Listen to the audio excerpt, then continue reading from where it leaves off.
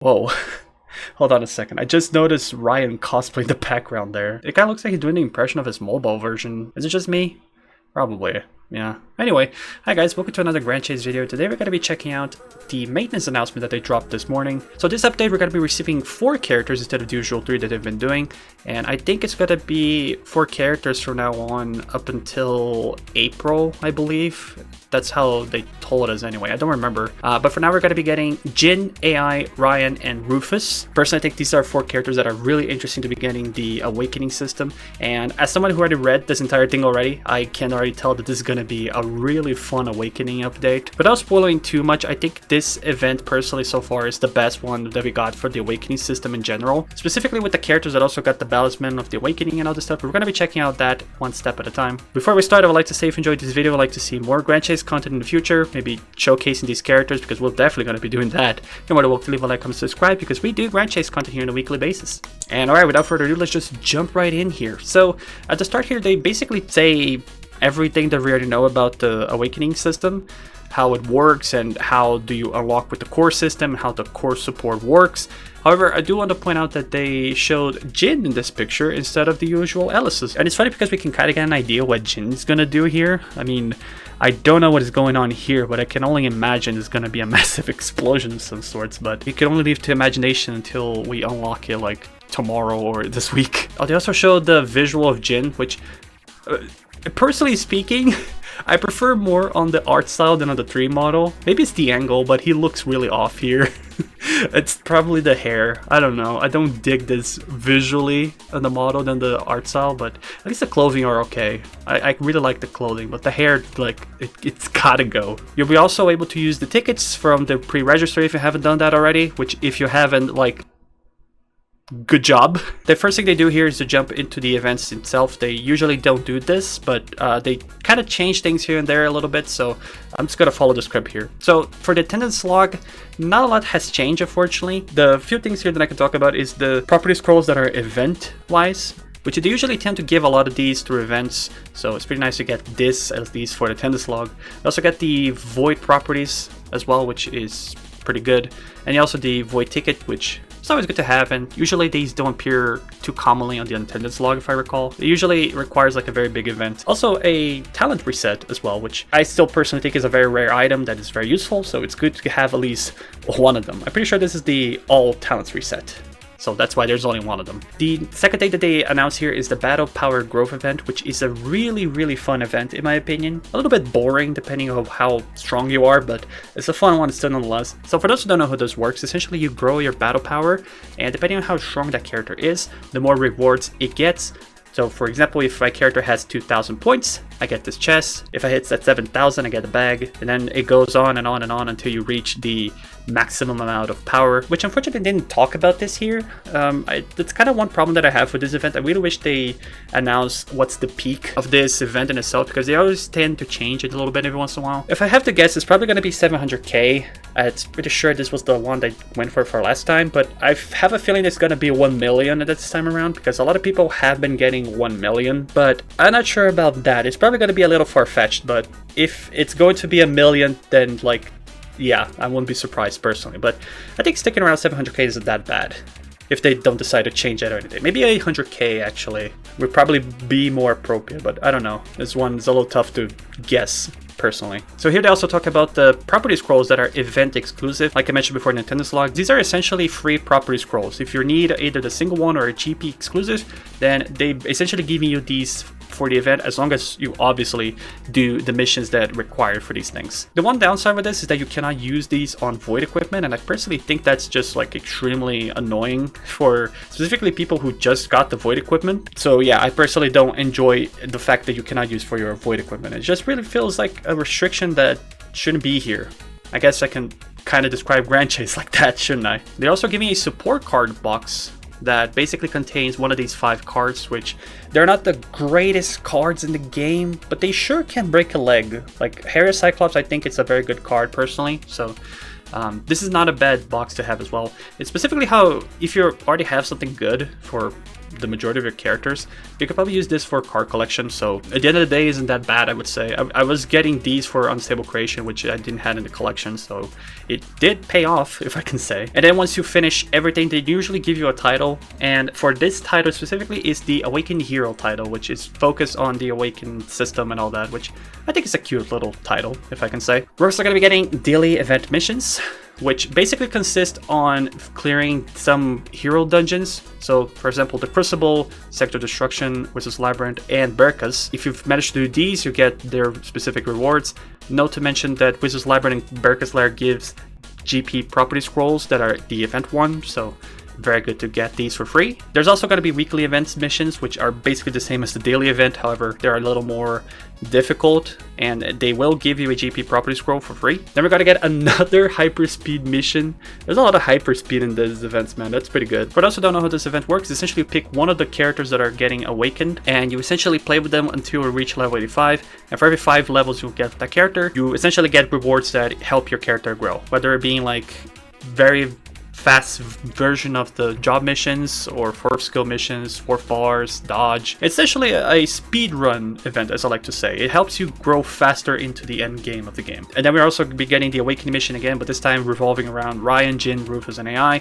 It's essentially the same thing, and if you don't know how this works, it's basically just do missions, get rewards, and that's pretty much it. It's essentially most of the time focus around the Awakened characters, so you really kind of used to focus on these characters. But under that, this isn't all that difficult as well. It's essentially all we've been seeing recently, so it's not all that bad. And as far as I noticed, the rewards are basically the same. The only difference here is that there are 4 characters now, which means you're going to be able to get a higher score faster. Also, a very big deal for me, we're going to be getting a new costume suit, which I don't know how to feel about this one. This kind of gave me that April Fool costume vibes for some reason. Pretty cute, if I can say. I really like the pixel style of it. It's, I'm trying not to say it, but it's basically Minecraft. I mean, like, come on, you also thought about it too. There's no denying. There could be like a creeper in the background and it would fit perfectly. The next thing I know, we're going to be getting a Minecraft collaboration, and Steve's going to be a main character now, but let's not think about that right now. But anyway, other than the Minecraft skin, it seems like we're not going to be getting any new Cordy sets as well. We're just going to be receiving returning sets, which fair enough. I feel like it's a little difficult at this point to think about something, so if they kind of want to slow down with those, I personally think that's fine. There's nothing wrong with that. I feel like we already got enough pets anyway to be receiving more pets. So instead, we're going to be receiving returning costumes as well, which they do have their own times and periods, so keep an eye on those when you can. So starting from the update, we're going to be receiving the Spirit Guide and the Lioness. Personally, the 2 best visuals in the game. I mean, sorry, I'm being biased because it's Aslan and all this stuff, but this one is like personally a really good one for me. I really enjoyed this one. And then on March 12th, we're going to be receiving the Petite Picnic and the Cordelia sets once more. This is like really hurting my eyes because it's so bright right now. And then on the 19th, we're going to be receiving the Divine Execution and Pirate Queen, which, to be noted, I also really like the Pirate Queen. It's a pretty cool set, if I could say. And they're also going to be deleting all of these items, so if you haven't claimed any important item this event, please do it now, because otherwise you lose them forever. Don't be like me, who lost my Christmas hat and still hate it to this day. And that was basically it for the announcement log. Now, they actually made another one that is specifically details about the changes that the characters received. And as you can see here, it's like there's a lot of them over here. Like I could spend an hour here, but I literally don't have time right now for this. So I'll try to summarize with everything that I found interesting mentioning, which is really difficult because there's so much to talk about here. So starting with Ryan, there's some very interesting transformation buffs that he's receiving. For instance, now he has hyper armor when transforming. Transformations will now be able to use quick save as well, which I think is pretty helpful. Additionally, we're able to also do the 4th bar and awakening skill respectively, but when you do that, the transformation is called back, so you just basically transform back to Ryan. And kind of that's pretty much all that's it. From what I can tell here, there's like some very small changes here and there with Ryan. Outside of the usual combos now feel more fluent, attack is faster, certain attacks do different things. Like I said before, there's just so much in here, you can kind of get lost in here pretty easily. So if you want to read this on your own in your free time, I'll make sure to leave a link in the description so you guys can read on your own as well. I just hit the microphone. I apologize if that made a noise. The one thing here that I can actually mention that is like pretty interesting is in the transformations. Now Wolf and Mephiling can turn back to Ryan by pressing the X key, very similar to, what's the name of the other one? Magnus Dam, there it is. Forgot the name of it for a second. Which kind of makes me wonder if Wolf and Nephilim will have like a time limit now. Because if you can't like de-transform at any time, does it still mean that I have like 40 seconds to play with Nephilim and 30 seconds with Wolf? I don't know. Something I need to see it for myself. So they gave Magnus a very interesting buff, which is essentially just a transformation buff. Very similar to how Wolf gets an attack buff and Nephilim gives defense buff, I'm pretty sure. Which essentially now he gives, upon transformation, critical strike chance plus 5%, and it lasts 45 seconds. And then allies get a critical strike chance plus 1.5% that lasts 20 seconds. I mean, considering how Magnus is a MP monster, this in here is pretty good. If you can stack with Wolf, it's gonna be insane. If you can still stack transformation buffs, it's gonna be really powerful to be able to do this. So overall, I feel like Ryan got an interesting buff here, and I sincerely cannot wait to play with Ryan. I really do enjoy playing with Ryan. Alright, moving on to Jhin. He also got some pretty fun little things here with the Burning Gauge. Very similar to how Sighard got some buffs for his Rage bar. Now they reduced the time to charge the full bar to 1.9 seconds. It used to be 3.8 before. The duration now also changed to 10 seconds instead of 6 seconds. They also are improving the Burning Gauge to not deplete when it's not used, which means they're removing 6 things as well that is related to that in the skill tree. Not sure what they're going to replace this with, probably nothing. They're also fixing Iron Fist and End of Days effects, which for those who don't know, which I feel like is the Brazilian viewers, is essentially yin and yang. Now I think you'll be able to use these for all jobs, which is pretty nice, except when the 4th skill of the 4th job is being used, which I guess is fair enough, otherwise that would be extremely busted. So essentially how this is going to work now is that Iron Fist will reduce your attack, but increase your defense, recover 2% of the max HP per attack, it then gives hyper armor for 20 seconds. And then End of Days gives attack plus 10%, reduce defense by 10%, and it lasts 20 seconds. That's basically it, just 10% free attack buff, which I feel like is busted considering if you have like already Chaser level 3, and then you get an additional buff, and then an Amy buff. Like, if you can set him up to victory, then this right here is gonna be interesting. I feel like Jhin's gonna be extremely busted with this. But yeah, other than those, I think Jhin essentially got the same thing with some little small things here and there. But even then, just seeing some of these things here that they're mentioning, I just feel like Jhin's also going to be a fun character, if I can say. I already enjoy playing with Jhin, but now he's gonna be extremely strong character to play with. Very curious to see mostly how his 2nd and 3rd job is gonna play, because as far as I remember, I think these are the 2 worst jobs for him, which sucks because I personally really enjoy playing with the 2nd job. Moving on to Rufus. Rufus personally received the best Awakening update so far in this list, and I'll explain why. So other than the usual gibbity here, but also he's going to be receiving a special technique revamp entirely. So for those who don't know what the technique is, it's essentially a skill that is not a skill. It's essentially like a quick action, if you say. Like you press A and then he does like an attack that is like not a skill. It's essentially like a normal attack, basically. You can still get hit while doing it, but most importantly is that's a technique. That's a quick attack, if anything. So essentially what they're doing is doing these special techniques into command attacks that you would normally do by, say, pressing X or C, which I think is pretty interesting considering the skills that they chose here. I don't remember if Rufus have more techniques, but so far they only use Rupture, Impale, and Soul Arbiter. To do Rupture, all you have to do is just press the X input, which I'm pretty sure he will shoot every time you press X. Impale, when you press forward after X, you'll be able to use the Impale. And then Soul Arbiter, which I'm pretty sure is the big light machine, you just press C, and I'm pretty sure you have to hold it, and then he'll just shoot it into that direction. You can also change directions as well. To note that Rupture and Impale don't have cooldowns anymore, which basically means the free attack you can do now by just pressing X. Very similar to, I guess, Uno. However, Soul Arbiter now has a 5-second cooldown, which understandable. I really hope this attack is pretty fun to do now, which considering how they changed the damage of it, I really hope this attack becomes viable now. Like, come on, it's a light machine. How can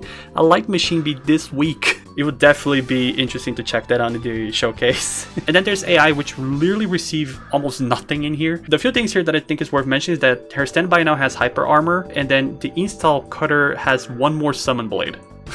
Other than that, like, the majority of stuff she got is like the basic for the Awakening updates, which personally I'm not that mad about it. I think AI was already balanced as she was, so I don't feel like there was much to change in her specifically. She was like the perfectly balanced character. So not much to talk about here. I feel like it's the Mari syndrome where there wasn't much to be changed, but what she got is appreciated. Normally here's where I would show the gifs of the characters in action, but one thing here that I actually need to show beforehand is that Ryan also got a very unique change, if I can say. He got a model update for this transformation, which I personally think it's pretty funny that he got a model change.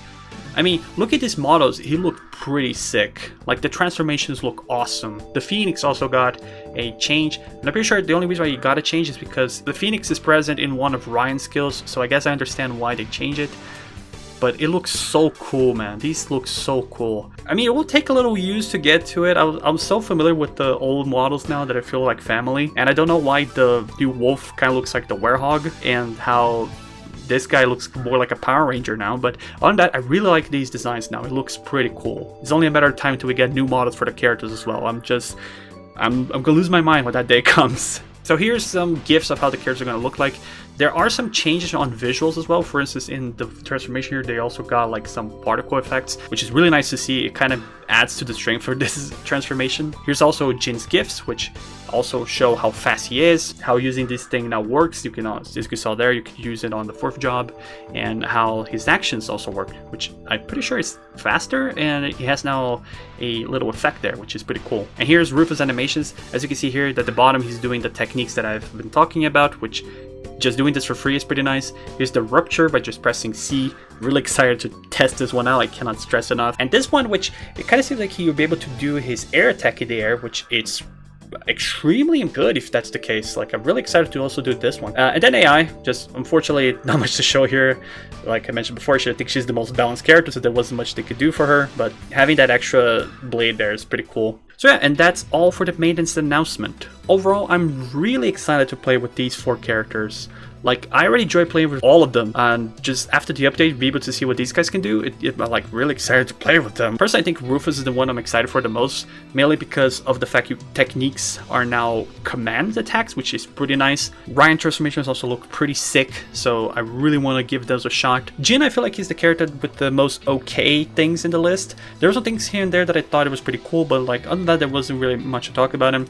And then there's AI, who's literally just here to get a participation medal because she didn't got almost anything. But as I mentioned before, it's the Mari syndrome. She didn't need it, but it's highly appreciated nonetheless. As for the events, I really do like the fact of the Battle Grove coming back. This event is always an event that it's just good to have regardless of your situation. It's an event that is very good to grow, and it rewards you for just growing stronger in the game. And other than that, basically we got the same stuff, which at this point, if I can say, I'm very tired of doing the same thing over and over. Like, we just wake up and do Abyssal Void and other missions, then we call it for today. Like, I personally am not having too much fun doing this. Main reason I'm just doing this is because of the showcase for you guys, but like on my own, I kind of really don't want to do this anymore. Specifically how now I have to play with characters that are like not optimized, and then there's people who expect me to be optimized, and that's just like, you know, it's a match made in hell because it doesn't work. But at least the rewards aren't that bad, you know. You can still have some pretty good progress with these events, even if everything is the same. My problem is just we've been doing this since January, and it's really starting to give me a headache. Kind of would wish something a little more different at this point. Maybe something not related to Awakening, just to kind of, you know, get a refresh. But it is what it is. They already mentioned that we're going to be receiving these until April, so